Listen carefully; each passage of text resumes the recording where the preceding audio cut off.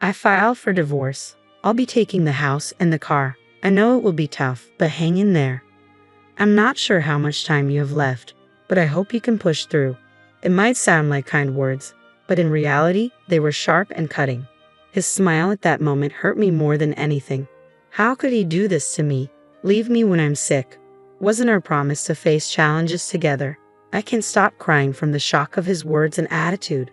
There's no way I can forgive him. I intend to make him feel my pain, even if my body can't bear it anymore. This firm determination signals the start of my next step, a journey of revenge. My name is Anna. At 45, I've always been a dedicated housewife taking care of my family. I used to enjoy every day with my husband, Tom. Just like old times. We met through a friend's introduction. He's always been sociable, able to connect with anyone. When I was nervous at first, he reached out to me with a warm smile, and I quickly opened up. Our days together were as sweet as colorful candies, so delightful that I'd lose track of time. I genuinely wanted to spend even more time with him, and maybe he felt the same, cherishing our moments together too. It's hard to believe now, but we loved each other deeply and promised to marry. Living with him felt like a dream. Every day sparkled, and I believe we always share smiles in the future. But as time went on, Tom began to change, likely due to the stress from his job. His salary isn't that high, he didn't pursue specialized qualifications in school, and lacks a strong academic background, which limited his job choices. I suggested trying a new job a few times, but he always responded reluctantly, "I'm good for now." While I'm working full-time and we don't have any financial issues, I worried about what would happen if we had a child or if I got sick and couldn't work. To alleviate this anxiety, I made a suggestion. "Tom, my company's short-staffed in administration. You don't need any special qualifications, just the basics. Interested?" One day, a friend from my company's HR told me about an opening in administration. I thought he might be interested and suggested it, believing it could be a good opportunity to improve his challenging job situation. But his reaction was cold. "Why are you making decisions about my job without asking me? I chose this place myself. Are you saying there's something wrong with it?" I was taken aback. I had simply made a suggestion out of concern for his future. "I'm sorry. I didn't mean to upset you with that sudden proposal. I just thought the conditions at your current job seemed tough, and maybe this company would be a better fit for you." But he didn't take it that way. "Just because you're my wife doesn't mean you can interfere in my career decisions as if you were a stranger. I have my own thoughts, you know." As he walked away, I murmured to myself. The word stranger resonated deeply. I am his wife, and we are a family, yet his words and attitude felt like they were meant for someone else. A crack was growing between us, widening rapidly. Tom had also been harsh with my family. My mother, a truly kind person, would regularly visit our home while I was away for work.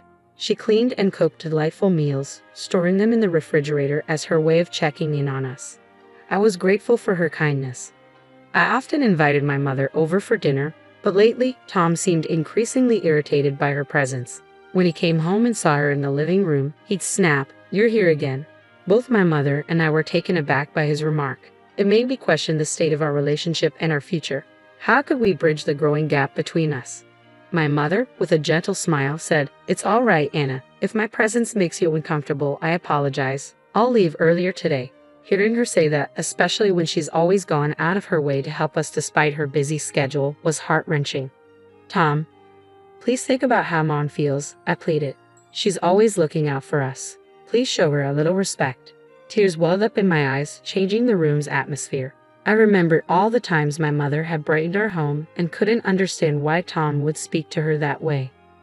When I come home after working hard every day, all I want is to relax. It's exhausting to have someone else around all the time in my own house. I tried to understand Tom's perspective, but I couldn't shake the appreciation I felt for my mother. Honestly, I didn't think I was wrong. It felt like Tom was being stubborn, but I wasn't sure how to express my feelings in a way he'd understand. My mother said, "Don't worry about it. If everyone's happy, that's all that matters to me," and gave me a comforting smile. Her warm words filled me with overwhelming guilt. That night, as I enjoyed the delicious meal she had cooked, my emotions were a jumble of appreciation and remorse. I couldn't stop thinking about Tom. I spent countless nights pondering how our relationship could improve. but a much larger challenge emerged at work. I suddenly felt dizzy and fainted. Thankfully, my colleagues acted quickly, calling an ambulance and rushing me to a nearby major hospital. The medical tests started, but everything seemed like a blur. I tried to reach Tom, but he didn't respond. Then I received the diagnosis: cancer. Fortunately, it was caught early, and with proper treatment, the doctors said I'd be okay. Still, I knew cancer treatments could be grueling, so I steeled myself for the long and challenging road ahead. I told Tom about the diagnosis and my hospitalization, but his response was indifferent. His silence made me feel incredibly lonely, yet I chose to focus on my treatment, believing that moving forward was the only option. The cancer treatment was tougher than I'd imagined. My health deteriorated rapidly, forcing me to stay in bed most of the time. One day, amidst this struggle, Tom finally appeared in my hospital room. "How are you feeling?" he asked casually. "Well, it's pretty rough," I replied, half jokingly. "It might have been a bit easier if you were by my side." To be honest, I was frustrated by his attitude. Why hadn't he come sooner? His support could have made a world of difference during these trying times. Instead of feeling relieved about our reunion, I was left feeling more isolated. I found myself increasingly irritated as I reflected on our past. Then, what Tom said next left me genuinely shocked and stunned. "I filed for divorce. I'll take the house and the car. I know it's tough, but hang in there. I don't know how much time you have left, but I hope you keep fighting." "Wait, are you serious?" I exclaimed. "Divorce?" A storm of questions raged within me. Didn't we promise to always stay together? I always believed that true couples would overcome challenges together. Tom's words confused me and left me feeling detached. I whispered to myself, "I don't need him anymore. I'll move forward on my own. I'll just forget about him." I decided that he would regret underestimating me, but first I needed to end our relationship properly. "I get it. I'm sorry for everything. Keep the house, the car, whatever. If you want compensation money, I'll pay. Thanks for everything," I said. Tom looked surprised at first, but soon his expression shifted to a smug smile. "I didn't expect you to accept it so easily. I thought you'd throw a tantrum. Anyway, take care of yourself and don't bother inviting me to your funeral." As I watched him leave the room, a smile spread across my face. He didn't realize he had walked right into my trap. It would be interesting to see how his life changed now. I called a colleague from a company I knew. "Hello, long time no talk. I have a favor to ask. Can you help?" At first, he sounded surprised, but once I explained, he agreed. "All right, let's give it a try." Everything was set. Imagining Tom's shocked and anxious face made me smirk. This new sense of excitement even boosted my motivation for my medical treatment. A few days passed, and one afternoon after my treatment, I noticed that my cell phone had received 200 missed calls from Tom. The thrill of waiting for his call was oddly satisfying. Once I calmed down, I called him back and heard his shaky voice on the other end. "Anna, help me. I never expected this," he pleaded. Imagining his distressed tone made me chuckle. This was exactly what I had planned. Trying to sound concerned, I said, "Tom, tell me what happened." He took a deep breath before saying, "My name's on the company's layoff list. I can't believe this is happening." Listening to his panicked voice, I smirked, knowing everything was unfolding just as I had orchestrated. The person I had contacted was the head of sales at our company. I had asked him to reconsider the business dealings with Tom's company. Initially confused, he reviewed the transaction history and decided it was best to choose a different partner. That's why Tom's company started calling me. That's when I decided to reveal something I had kept to myself. "You know, there are rumors in your company about you and the new girl. Everyone likes her because she's so cheerful, and there are whispers about an affair. Is that true?" I could hear disbelief in Tom's voice. "Are you serious?" "You can't be serious. This has to be a joke." His surprise was understandable. After all, who would think an ordinary employee could influence his work? "Well, actually," I said, "I'm the CEO of this company." There was a pause. I could tell Tom was speechless on the other end. "It's no lie," I continued. "That's how we've been living so comfortably. My annual income is around $1 million. Your regular salary wouldn't have been enough to support your shopping habits." The truth was, Tom's spending habits were out of control. The $1,400 allowance he received from me was like a second salary, yet it was never enough. He rushed out and approached me with a pleading tone. "Can I have a little more?" At this rate, the money he receives from me might end up surpassing his actual salary. Most people would have abandoned such a luxurious lifestyle for something more stable, but since I earn $1 million a year, giving Tom a $1,400 allowance each month isn't a big deal for me. I've always wondered what he spent that money on. Tom, yesterday was payday, wasn't it? I asked. I've always given you extra money on payday, but that might be difficult from now on. We're not a couple anymore, and it's only natural that you can't expect that monthly allowance since we're divorced. I wondered how he would manage from now on. Oh, and be careful with the mortgage on the house. It's $2,000 a month. I know it'll be tough, but you'll need to manage it well. If you're late with the payment, you might have to leave the house. While a $2,000 loan isn't a burden for me, it's a significant amount for Tom. From his reaction, it was clear he was confused and in disbelief, repeatedly saying things like, "Really? And that's crazy." What I said was the truth. This is the result of my efforts to maintain our relationship, yet he took advantage of me when I was by his side, pursuing only his own desires. Maybe it's time he faced the consequences of his actions. Why did it come to this? I've been laid off and now have to figure out how to get by. How am I going to pay the rent this month? Despair was evident in his voice. He must have felt lost and uncertain about how to move forward. If I were in his position, I find it hard to imagine a brighter future. I understood that Tom's situation must be overwhelming and confusing, but it was a direct result of his past disrespectful behavior.